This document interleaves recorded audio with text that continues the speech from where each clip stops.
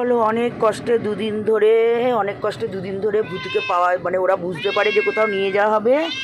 আপাতত নিয়ে এসছি ওকে হসপিটালে। এটা কল্যাণী হাই রোড, এই যে দেখছো এটা কল্যাণী হাই রোড, এই যে টাওয়ার বিল্ডিং, এইখানেই পশু হসপিটাল। ওদের লোক আসছে বলে দাঁড়িয়ে আছি।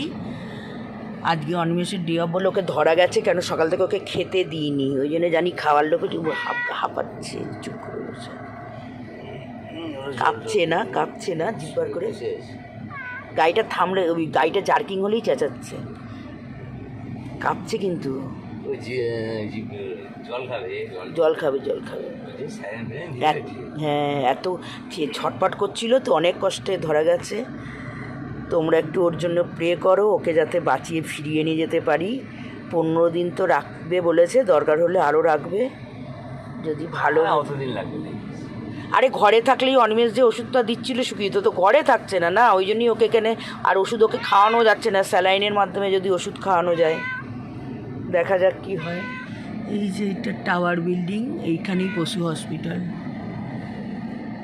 বাবা এত দেরি, নিয়ে যেতে বলবে তো, এত দেরি কেন? ওদের লোক আসবে।